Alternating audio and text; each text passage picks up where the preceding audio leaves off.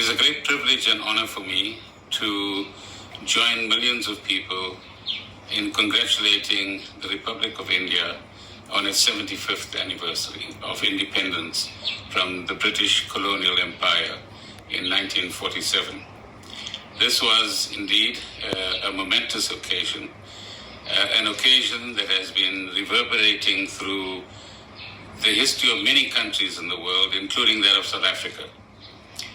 The independence of India also marked the day or the period during which South Africa and its apartheid system of racist oppression being brought to the attention of the new body, the United Nations, by India's representative at the United Nations. It is proper and fitting that after 75 years of independence, we can today join you in celebrating the establishment of democratic institutions, and today you are the largest democracy in the world. Secondly, in creating a vibrant economy which has withstood so many buffetings from different parts of the world, particularly during the financial crisis and now as a result of the COVID pandemic. You have a diverse society and a set of cultures that have learned to coexist over a period of time, which is an important lesson for diverse countries like South Africa and many others across the world.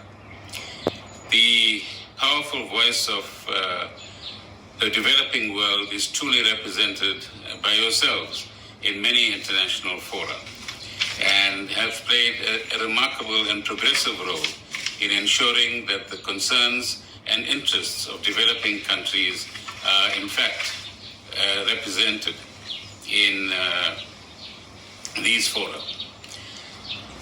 During this particular period, we also want to congratulate the Republic of India and its government in ensuring that its capability in relation to the production of COVID vaccines was recognized throughout the world, and the manner in which you shared this resource, both with South Africa and the African continent as well. Your partnership with South Africa, of course, is well known.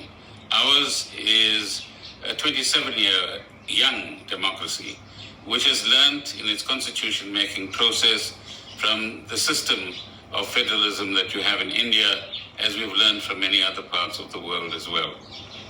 Your investments by the business sector in the South African economy have played an important role, both for the investor, but also in creating jobs in South Africa. The more recent stance that you've taken, together with South Africa, in the World Trade Organization, seeking a waiver in relation to the intellectual property in respect of reproducing vaccines in different parts of the world, is also an important partnership that South Africa recognizes. The partnership that we've enjoyed over several years in the BRICS formation and the manner in which your representative has led the first 5 years of the new development bank created by the BRICS countries has also been a remarkable achievement and sign of progress amongst ourselves. We today, however, whether we are India or South Africa, whether we are the Asian continent or the African continent, face many common problems. The first is the divide in the availability of vaccines for poor and developing countries versus the developed countries. The second is the technology divide.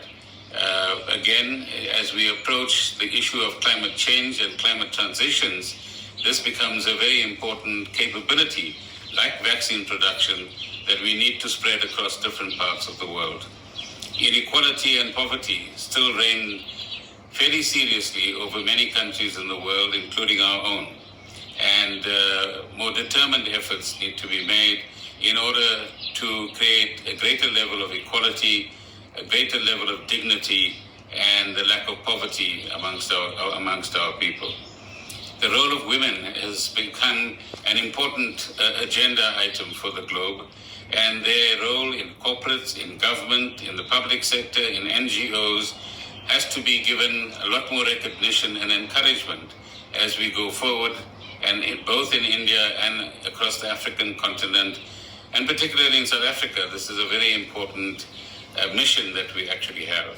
And finally, we need to, throughout the world and particularly in our countries, give hope to the young people that they do have a future, that after 75 years of democracy or 27 years of democracy, we are able to give them some vision and some idea of a better future than perhaps the years that have gone beyond us.